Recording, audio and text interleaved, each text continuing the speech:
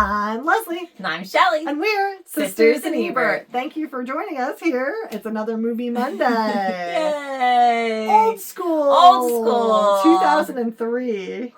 Classic. I know. We're throwing it way back here. You were a junior in high school? Yes, because I graduated in 04. But I don't think I saw this till later. Yeah. Well, I think I was still in high school, but we rented it. I think. I don't know. I think we did. Is this one that Dad had got from his friend? Mm-mm. No? No. Like not on DVD? I don't think so. I don't think we had this one. Because, I'll tell you why. I think it was the only time I saw it, and I wasn't that impressed with it back then. No. And I don't know why. Because I really liked it this time. I was indifferent. I really liked it this time. But yeah, I didn't like it. Did we watch it on TV, maybe? And it was edited? Maybe. I remember watching it downstairs on the big TV. Oh, okay. Well then, no, that was... Yeah. I think we watched this with Dad. No, it was like a Friday night. Dad was working. But Dad definitely saw this. Oh, he did. But I think he watched it on one of his movie weekends, like his homebox weekends. I don't know. Because he would still, every once in a while, get a free weekend. I don't know. Another mystery. Origin It's that we not don't a summer of know. movies, though. No, not a summer movies. No. Yeah. We don't know. We don't know how this originated. I really think it was But a here we rental. Okay, so who we got? We got Will Ferrell. Which I remember this marketed as like a Will Ferrell movie, but he's not the main character. He's a side character. Yeah. Luke Wilson's the main character. Vince Vaughn. I love Vince Vaughn so much. I fall more in love with him every time I see a movie of his. I'm like, I just love his humor so I just much. want to spend a day Me around him. too. I just want to be in a social gathering with him. And the stuff that he comes up with is just so off the wall sometimes. I'm like, how? And he just says it like it's fact. Yes! You know, and it's just, I love it. He's my favorite. He's my favorite ever. Me too. Yeah. So good.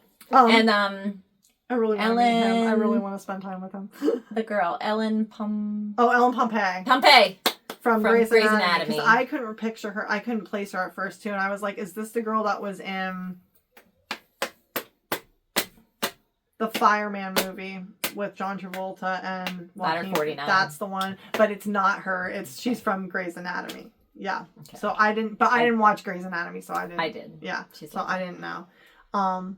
Because that girl is kind of similar looking to who's in it. Jacinda Barrett, I think was her name. I don't think they're similar looking. I don't know. They're all kind of nondescript blonde white women. So. Blonde white women of the early 2000s. Who were kind of in Juliette Lewis. Oh, and Leah Remini. Leah Remini, yes! Leah Remini she has a little tiny part in this too, yes. Okay. Okay, here we go. And I really enjoyed it this time. Spoiler alert. I really laughed so hard at this. I found... Because I was dreading watching it, because I'm like, I hated this the first time. I didn't enjoy it the first time either, and I didn't dislike it this time. Nah, I understood more of it, but... So we open to a slide seminar on real estate as Luke Wilson leaves early to catch a 2 p.m. plane back somehow and arrives home with a teddy bear. Oh, and what's his name too? One of his co-workers is Artie Lang. He was on the Howard Stern show, and he was the Santa that smelled like beer and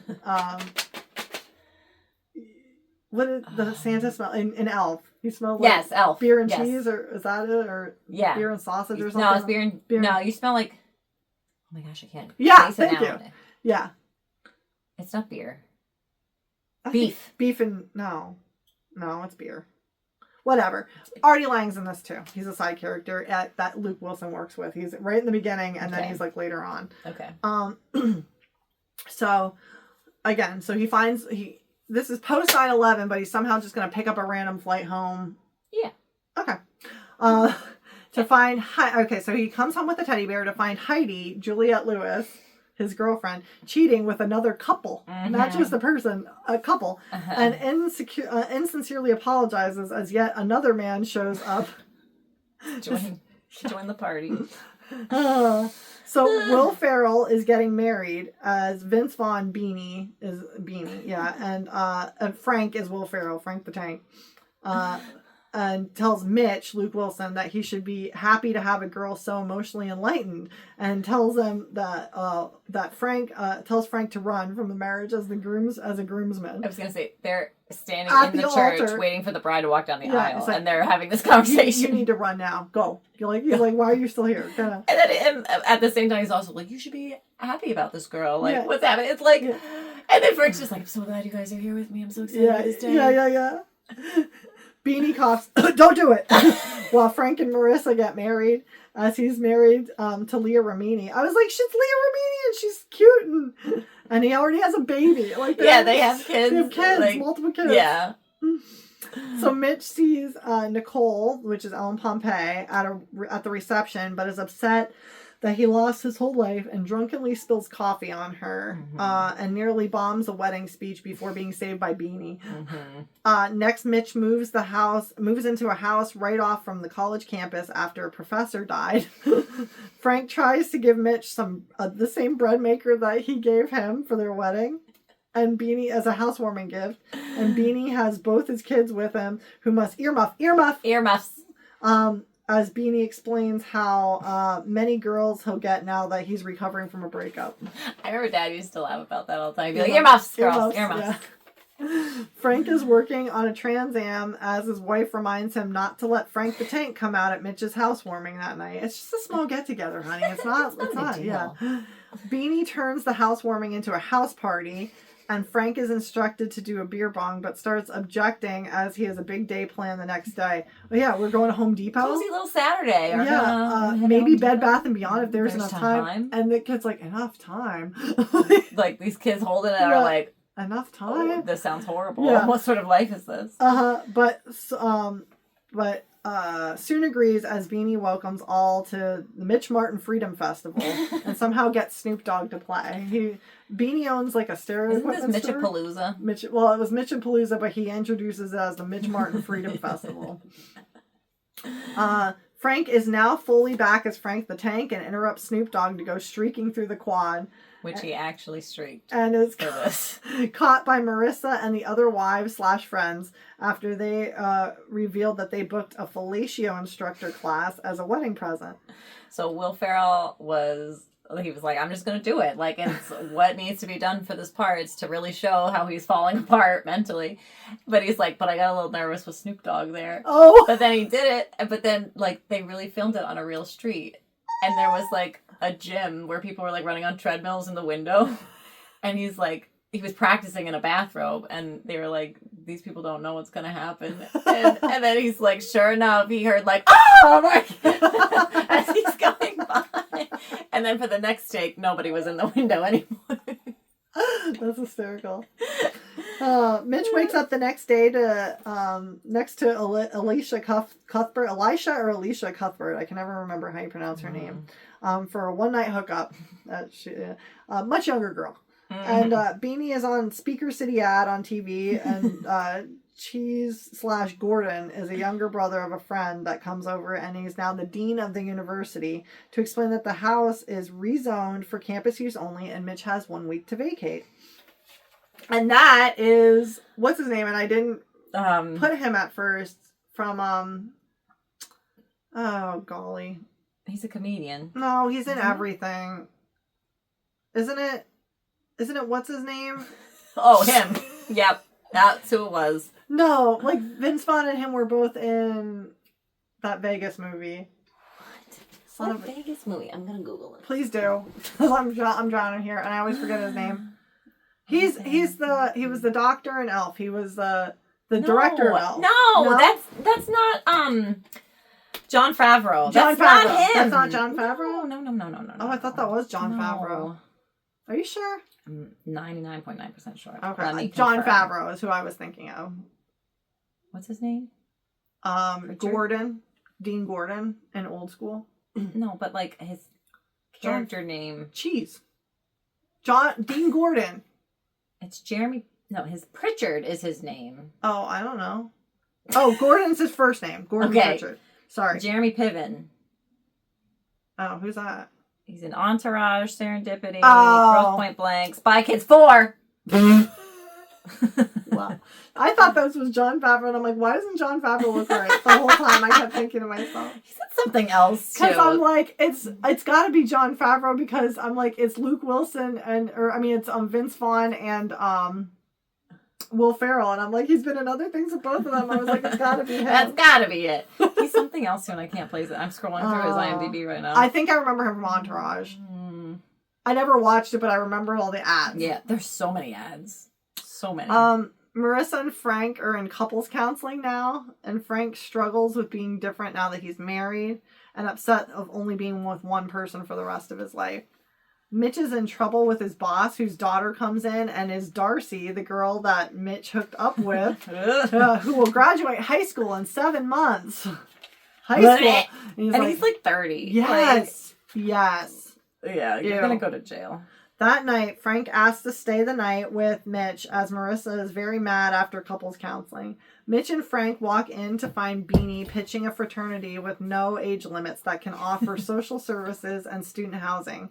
So Mitch could stay in the house, but he's not interested at 30 years old. Like, how do you not need to be a university student? I don't know. There was loopholes. Remember? They found loopholes, Luke Wilson is a real estate attorney, so he is looking into all the loopholes for everything. Beanie is upset at Mitch's use of language in front of his young son without saying earmuffs first. You gotta say earmuffs. All you have to do is say earmuffs, and he'll go, look, earmuffs. Okay. That's all I gotta do. That's all you gotta do.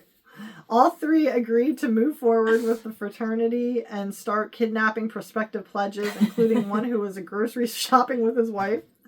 He's like, and you better have this. No, I'm kidding. He'll be back by dinner. Don't worry. Like Will Ferrell's like, he's like, oh, we're gonna take him. He's never gonna see him again. You'll never see him again. Just kidding. We'll have him back by dinner. Don't worry. And an elderly Navy vet, Blue, who hangs out at Speaker City a lot. That night is the first pledge test, the cinder blocks. I put poor weenie. Oh. Which they'll have a cinder block tied to them, and they have to trust them that there's enough rope to drop it and have nothing hurt. And it would have worked, except poor weenie, the big kid, his was right over a manhole cover that just he just gets full. He survived it though, somehow. It, yes. Okay, so next week, the pledges are running through campus, army style, and the dean is upset that they have achieved temporary approval by the student council. They throw the best parties. Dean Cheese is also informed they found a loophole, and that good for them. Like, the guy's like, yeah, they're pretty clever.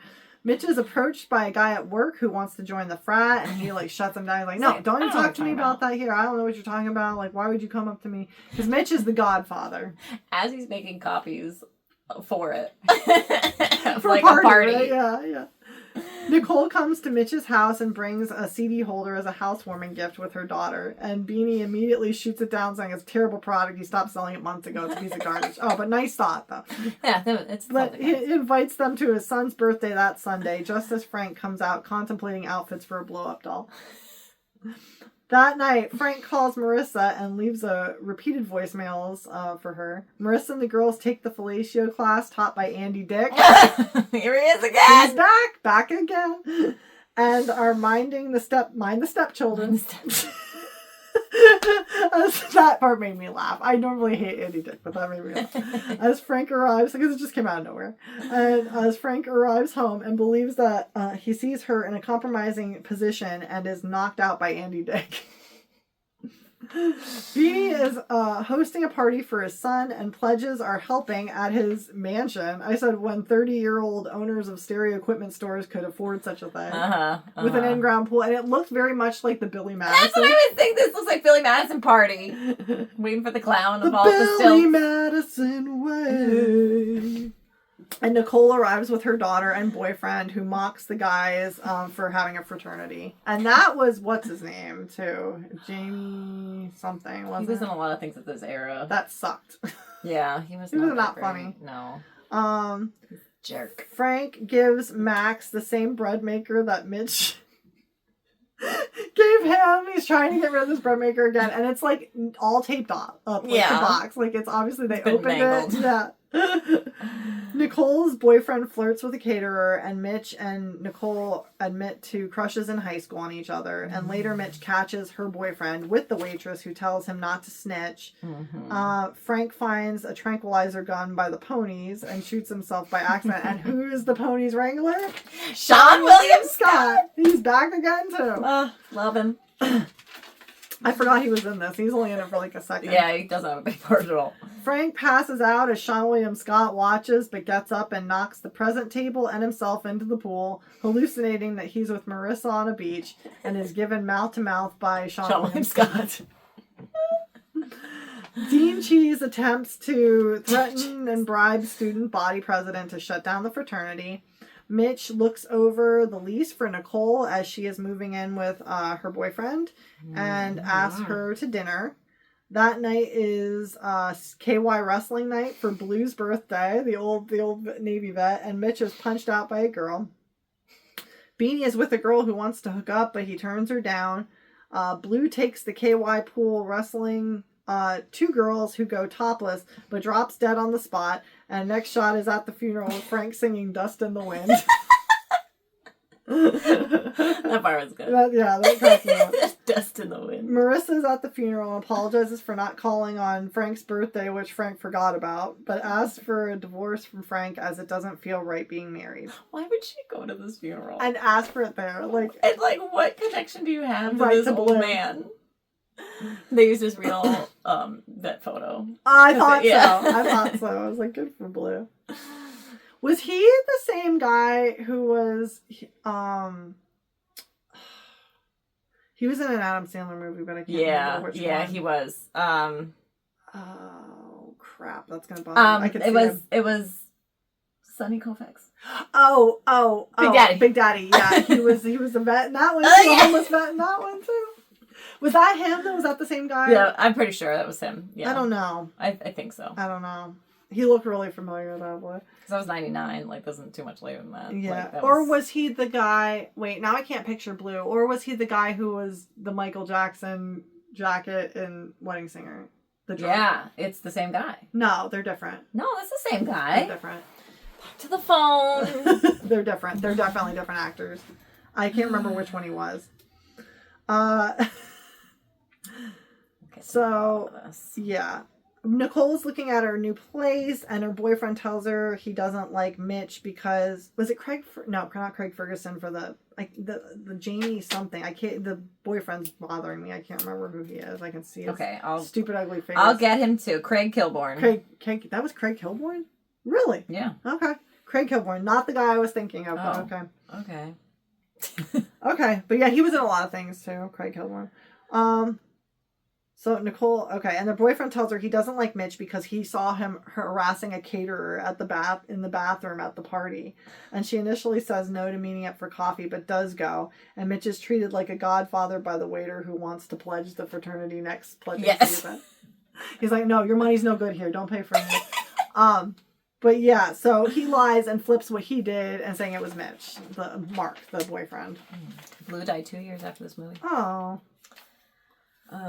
Okay. Nicole says that Mark told her about the waitress at the birthday party, so he assumes that he told her, about him cheating, but really he lied and said it was Mitch. Yes. And Mitch tries to say it was Mark, but Nicole doesn't believe him as Darcy comes and tells him not to worry about her dad, further confirming he is not who she thought he was. Yeah, because pretty much he's hooking up with underage ladies. Okay, this is not the same guy. Not any of those movies. Just kidding. I thought that was the same. He was born in 1919. Really? Good for him. I don't recognize any of these. Oh, he looked really familiar. Right. Though. I think he just looks like that old man that's in everything that Adam Sandler made. I think that's why we were... Your woman? Your woman. That's who I thought he was. Yeah. But I was like, wait, am I picturing him wrong? No, this is not. He was in an episode of Growing Pains. Oh, who was he in Growing Pains? Reverend Chuck McGregor. Oh. In 1989. So early on. Early on, yeah. Back to old school. Well, we were wrong again. But, yeah. As we often are. It's a very unreliable channel. Don't write a book report. This is about memories. This is not about Don't write a facts. book report, kids. This is yeah. Okay, so he tells him not to worry about her dad, further confirming that he is not the person that Ellen Pompey thought he was. When Mitch arrives home, the whole house is boarded up with caution tape, and with a note from Frank. They boarded everything. The windows, the door, everything. And that he should meet them at the Comfort Inn, room 112. There is a video from Dean Cheese stating that due to infractions, the house will be repoed and any students in the frat expelled, and blames it solely on the student council, who he bribed. Yeah, to revoke their temporary status as a fraternity. Weensy is afraid of being killed by his mother, and Spanish is the other kid he fears having to work at Red Lobster. He's like, but you already work at Red Lobster. He's like, I don't want to do that forever. Yeah. He's like, not permanently. Part-time. Yeah. Mitch is a lawyer and will figure it out, and the next asks the guys at work to join who have been wanting to if they help him with this problem. And he stands up to his boss, which good for him. Mitch finds out that what the dean did is illegal, but now must have a formal evaluation with the charter certification by the board of trustees to see how they contribute to the school academically, athletically, and community service, debate, and school spirit. And all members of the frat must participate, even though Beansy doesn't want to at first. He wants everybody else to, he just doesn't want to. So all the members show up in matching sweater vests for an evaluation, and the stakes are already stacked against them. James Carville is the co-host of CNN's Crossfire, fills in for the debate captain, who couldn't attend that day to represent the school, conveniently. So they have like a professional debate. We got a replacement. Frank answers the question on the first on the position of the government supporting the field of biotechnology, and wins the round. And he's like, yeah, I couldn't have said anything better. Go. It was never explained. Yeah, no. Well, like how he knows this. Yeah. Beansy is cheating on a test with earpieces for all, with Artie Lang and the other work guy out in the van. And like they're just like very loudly taking this test, and there's a full proctor board, and nobody looks up. No, nobody notices them touching their ears, listening, nodding, all writing at the same time. Test. We're taking the test. Next, the group does school spirit dance routine in the gym with but the mascot Frank catches on fire. Which we watched this a couple times. My kids poked in for just this scene, and my daughter really likes like dancing scenes, so she was like, "Mommy, again!" Like she wants to see it again. And they both like the song. The student council president didn't get into Columbia like Dean she's promised her, and she confronts him on. I decided he was such a jerk in this movie I was going to use his real name, so that's why I didn't know Pritchard at in the beginning, because I just called him Dean Cheese the whole thing. She confronts him on his promise that she would get in if she revoked their chapter, and she was like, "They don't even know who you are at Columbia." Oh, well, too bad. Yep. Oh, what a shame. Next is athletics, and if they pass, they're in. The event is men's gymnastics, and Weenie is picked for the vault. And I said, a moment for Vince Vaughn on the rings with a cigarette hanging out of his mouth. So funny. That part cracked me up. Weensy nails the vault too, somehow. Dean Cheese said they don't pass because a member named Blue scored 0 in every category. And they're like, what? He's dead. Well, he never got off your chart. He's on the list here. Megan comes to talk to Mitch and proves with a recording device that Dean Cheese bribed her to revoke the chapter. Cheese fights Frank once confronted, but Frank secures the tape out of the recorder, and the Dean is fired. I thought it said Fred at first. I'm like, fire. Fred. There's birds outside. I saw the birds too. It's like there's big old birds. The Dean is fired. Next, the frat is moving out of the house, and Nicole comes by to tell Mitch she got the apartment, and he was right about Mark. So she caught him red-handed. Which, okay, that all wraps up in a neat little package. Mitch is moving away, and the frat is getting a bigger and upgraded facility. Next, Nicole wants to see the inside of but first Nicole wants to see the inside of the frat house, as she never did before. The frat is moved into the dean's old residence. Oh, convenient. And then I put the end, but then there's bonus scenes. Yes. The bonus scene is of Mark speeding in a car, but crashes off a bridge to avoid another car, landing on Dean Cheese fishing below as Blue sings Dust in the Wind in Heaven. Next, Beanie is coaching his kid's soccer game, but is thrown out. And Frank is approached in a grocery store by Heidi and invited to a party with some internet friends that night. The end, for real. But nothing about Mitch. Nope. We don't know what happened. He's fine. He just moved away. He moved away. It's fine. He's in real estate. He'll be fine. It's a dumb movie. It is kind of dumb, but it's all right. I feel like I knew where they were trying to go with it, but it wasn't executed I remember very well. they were billing this as like the next Animal House. And it was definitely not the next Animal House. It did not feel at all like Animal House. But I do love Vince Vaughn, so... I do too. You could have him reading the telephone book, and I'll watch. I can only think of one fun fact at this moment, and that was that Vince Vaughn and some of his friends were invited to party with Snoop Dogg at the end, like, to go to his trailer and, like, go hang out and play video games and, like, have fun. Snoop's awesome. And he said, like, I don't know if it was before or after, but he walked by Luke Wilson, who was not invited. Like, he was just, like, chilling on his own, and he was like, oh, well. Well, who wants to invite crusty old Luke Luke Wilson? He's always playing the straight guy in all these, so he's like not. Yeah, the straight and narrow. Yeah, he's not any fun in these things. But... And I wasn't rooting for his character either. No. I don't care if you got. No, I wasn't rooting for anyone really. I know Beansy was such a jerk with it. Like, I mean, at least he didn't cheat on his wife, but he got really close to cheating on his wife. Frank is just like, like he kind of ticked me off, but I was like, I think that's why I didn't like the movie the first time I saw it, because I'm like, these guys are just jerks. Yeah, I wasn't into their characters so much, except Vince Vaughn. Vince Vaughn always brings me back, and he, like, the part with the gymnastics at the end just cracked me up on the ring. And just the earmuffs, like his kid. Yeah, he's just toting his kids around. He's always got the baby strapped to him, and he's doing, like, he's just talking like crazy, and then he just covers their ears. He's like, earmuffs. And then he lets out a slew of cusses. Or, like, really, like, sexually explicit things, and it's like, okay. It is funny, though. It has its moments. It does, yeah. It's not one of the greats. This walked so Wedding Crashers could run. Yes. You know what I mean? Yes. Like, same church where they get married. Really? Yeah, it's the same church. Oh, that's awesome. Now I gotta look at it again. Any other things that we want to touch on? No. We thank you for joining us here at Sisters in Ebert. Do you remember this movie? Is this something you watched in your young adult life? I hope you didn't watch it too young. But if you look below in the description to this video, there are links to our social media. We are at Sisters in Ebert on Instagram and Facebook. Please like, follow, subscribe, comment. And please, get us boosted on this algorithm. We would like to increase the subscribers to the channel. Sub it. And we would also like to hopefully gain some views too. We're on fumes here, but we're trying. Yeah. But we're here. We still have hope. But we thank you for following us and for joining us on this little journey. And we'll see you next week at the movies.